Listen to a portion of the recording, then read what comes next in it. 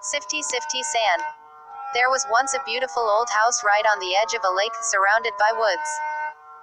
But no one would live there because a spirit calling itself Sifty, sifty sand drove everyone away. In desperation, the owner of the house went to the big city, looking for a man or woman who would be able to banish the spirit of Sifty, sifty sand. The first night in town, he came across a man named Sam who had spent much of his life banishing ghosts.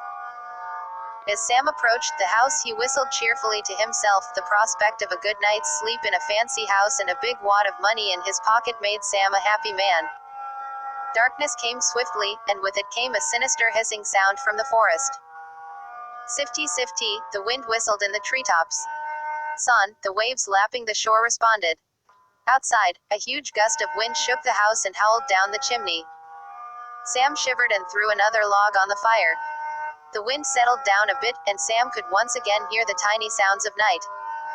Sifty, sifty, the little frogs croaked. Son, belched the biggest of the bullfrogs. The sound of the waves grew louder. Sam heard a huge thud thud thud sound coming from the forest.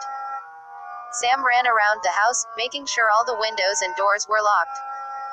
He had just settled down by the fire for supper when there came a soft cry from the far side of the lake. The frying pan shook in his grip, and he hastily put it back on the fire and pulled a Bible out of his pack.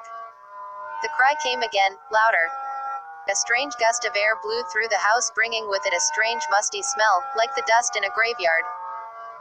Out on the lake, Sam heard a soft voice chanting, "I am Sifty, sifty sand. I'm here on the lake, but where is the man?" Sam froze in place, and the wind picked up again, howling down the large chimney. "I am Sifty, sifty sand," a sinister voice hissed from the shore of the lake. "I'm here on the shore, but where is the man?" Sam dropped his Bible in his fright. His hands were shaking too much to grip anything, and the dusty, decaying smell coming through the window seemed to dull his thoughts and numb his body. "I am Sifty, sifty sand," a terrible, howling voice called from the front of the house. "I'm here on the porch, but where is the man?" Abandoning food, Bible, bag, and sanity, Sam wrestled desperately with the back window, trying to open it wide enough to climb through. He heard the front doors slam open with a bang, and down the passageway came the thud thud thudding of footsteps. Then the kitchen door slammed inward, and a huge shadow with burning yellow eyes appeared in the frame. "I am Sifty, sifty sand," a horrible, blood-chilling voice bellowed. "I'm here in the house with the trespassing man." "No you ain't, on account of I'm gone," shouted Sam, springing through the window, glass, wood frame, and all. He hightailed it back to town faster than a jackrabbit. And that was the last time anybody went near the old house on the lake. If it hasn't fallen to pieces by now, then Sifty, sifty sand may be there still.